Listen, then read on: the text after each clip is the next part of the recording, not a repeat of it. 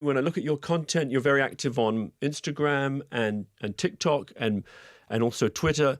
In fact, I'm impressed by your productiveness. Like you actually put out a lot of sort of viral content. Like you have a knack for, what I'm trying to say is that you are fluent in the internet. And I see in you, what I see almost above anything is an ability to create impact online, and that you're a talented influencer. Right, which I know sounds weird to an older audience, but that's sort of the performance space of our time, isn't it? Yeah.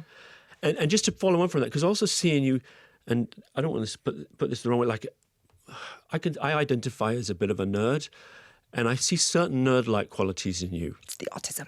Right, okay. So talk about that.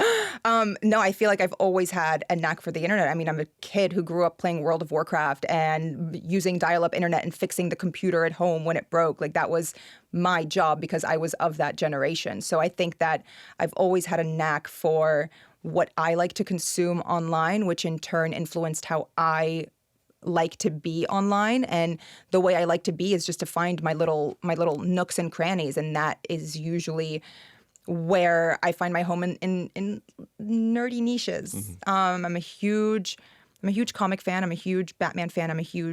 I anime everything. So I feel like I have, even if it's not public, I feel like I have a home in every corner of the internet, and that might be a reason why I feel like I get it a little bit more than most. I feel like everyone my age is similar. We all came up in that internet era. We remember when Twitter became a site. We remember when all of these things happened. So we have a leg up on it because we were there from, honestly, beta.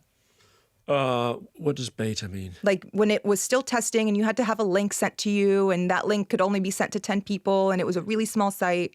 With Twitter specifically? With Twitter, Which was what? Twitter started in, was it 2007? Yeah. Excuse me. Yeah, 2007, 2008. I was in high school. You would have been 14. You were born in 93. Yeah. Were you joking when you said that you are autistic or have autism? No, very much not joking.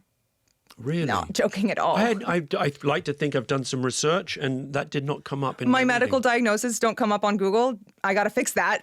Right.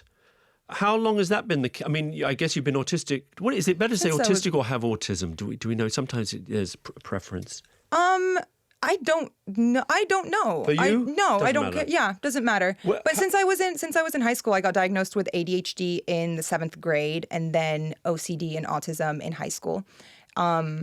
And yeah, I mean, I was medicated for ADHD my entire schooling and childhood, but the autism you just got to run with. What does that mean for you, having autism? Tics, pattern recognition, really specific and strong special interests that I become obsessive with, and then the OCD kicks in, and that kind of snowballs and creates things that my therapist has to deal with more than... Yeah. I try not to let it affect the people around me, but life is also about learning, and that's why I will never stop going to therapy, because there's no medication for it, but there is a process towards self-awareness and self-correction.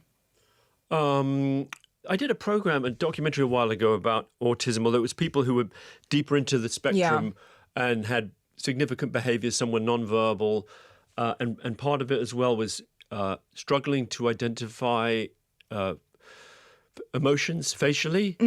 Does that resonate with you at all? No, but for me, it's more so recognizing and not being able to stop myself, knowing that what I'm about to say is offensive and is uncouth, and not being able to stop myself at all. Even if my brain says that is probably what you should not say, it's like a compulsion. Really? Yeah. But it's not in the same way that... Which goes great with social media. Yeah, exactly.